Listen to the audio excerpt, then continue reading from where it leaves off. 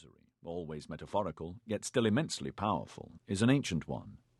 The terms East and West are, of course, Western, but it was probably an Eastern people, the ancient Assyrians, sometime in the 2nd millennium BCE, who first made a distinction between what they called Ereb or Irib, lands of the setting sun, and Asia, Asu, lands of the rising sun. For them, however, there was no natural frontier between the two, and they accorded no particular significance to the distinction.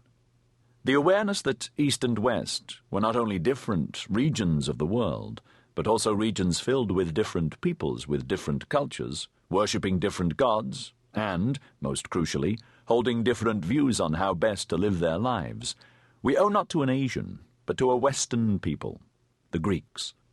It was a Greek historian, Herodotus, writing in the 5th century BCE, who first stopped to ask what it was that divided Europe from Asia, and why two peoples who were, in many respects, quite similar, should have conceived such enduring hatreds for each other. This East, as Herodotus knew it, the lands that lay between the European peninsula and the Ganges, was inhabited by a large number of varied peoples, on whose strange peculiarities he dwelt lovingly and at length. Yet for all their size and variety, they all seemed to have something in common, something that set them apart from the peoples of Europe, of the West. Their lands were fertile, their cities opulent. They themselves were wealthy, far wealthier than the impoverished Greeks, and they could be immensely refined. They were also fierce and savage, formidable opponents on the battlefield, something all Greeks admired. Yet for all this they were, above all else, slavish and servile. They lived in awe of their rulers, whom they looked upon not as mere men like themselves, but as gods. For the Greeks, the West was, as it was for the Assyrians, the outer rim of the world, where, in mythology, the daughter of Hesperides lived by the shores of the ocean, guardians of a tree of golden apples, given by the goddess Earth as a wedding present to Hera, the wife of Zeus, father of all the gods.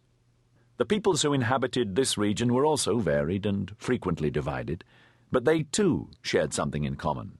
They loved freedom above life, and they lived under the rule of laws, not men, much less gods. Over time, the peoples of Europe and their settler populations overseas, those, that is, who live in what is now commonly understood by the term West, have come to see themselves as possessing some kind of common identity. What that is, and how it is to be understood, has changed radically from antiquity to the present. It is also obvious that, however strong this common heritage and shared history might be, it has not prevented bloody and calamitous conflicts among the peoples who benefited from them. These conflicts may have abated since 1945, and, like the most recent dispute over the justice of the American-led invasion of Iraq, are now more often conducted without recourse to violence, but they have not entirely disappeared. If anything, as the ancient antagonisms of Europe have healed, a new rift between a united Europe and the United States has begun to emerge. The term East was, and still often is, used to describe the territories of Asia west of the Himalayas. Obviously, no one in Asia, before the occupation of much of the continent by the European powers in the 19th and 20th centuries, gave much thought to the idea that all the nations of the region might share very much, if anything, in common. East and West, like all geographical markers, are obviously relative. If you live in Tehran, your West may be Baghdad. The current, conventional division of all of Asia into Near, Middle, and Far East is a 19th century usage whose focal point was British India. What was near or middle lay between Europe and India. What was far lay beyond. For the inhabitants of the region, however, this classification clearly had no meaning whatsoever. In the 18th century, a relatively new term, Orient, came into use to describe everywhere from the shores of the eastern Mediterranean to the China Sea. This, too, was given by many Westerners a shared, if not single, identity.